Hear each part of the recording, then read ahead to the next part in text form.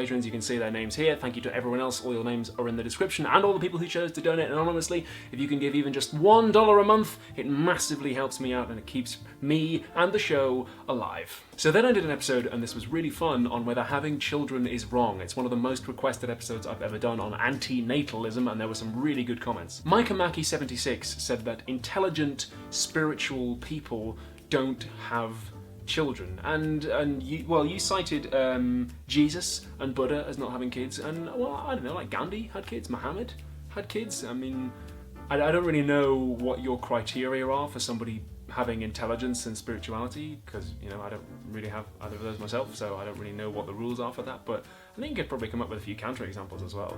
And also, I mean, the example of Jesus and Buddha, if they didn't have kids, we don't know that they chose not to have kids. Like Jesus, assuming Jesus didn't have any children, then it might have been because he didn't have time, because he was pretty busy, or he might have been gay, who knows. Jacob Einstein said that if intelligent people stop having children, then overall humanity's intelligence will decrease and we will devolve.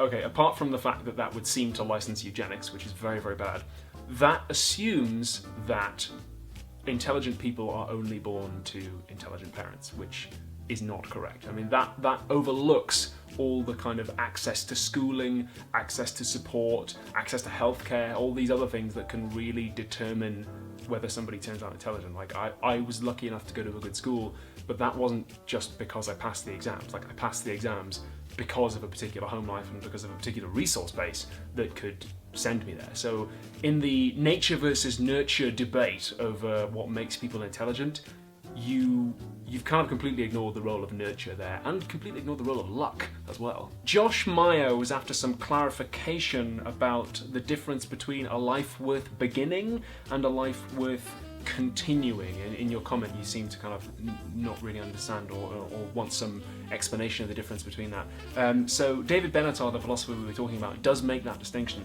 He says that from the point of view of non-existence, like if you're choosing whether or not to embark on being born, you will miss out on pain, and because you don't exist, you won't care about missing out on the pleasure.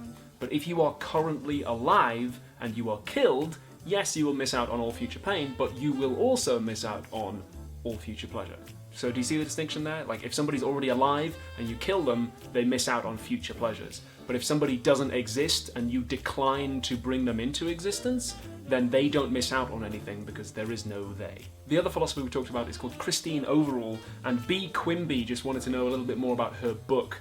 So she talks about the ethics of parenthood generally, so she goes into like pregnancy and abortion and child support, the liberties and duties that come with being a parent, and people's attitudes towards raising kids. So it's a really interesting book. I do recommend checking it out. There's a link to it below that video that I did, the one on children, and if you use the link that's next to it in my video description and you buy it, then I get a percentage of the sale, so you'll be helping me out as well. Alan W. shared their experience in the comments as somebody who has been sterilized and who can't have children, and I just wanted to say thank you very much for sharing that experience. That was really, really cool of you. It gave good insight.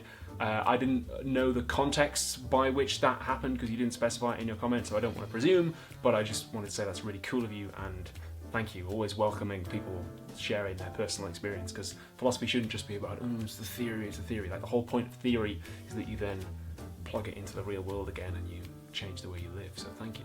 Those are all the comments I've got time to look at this week. Thank you very much for leaving them, and I look forward to reading next month's comments, which I'm sure will be just as insightful and lovely.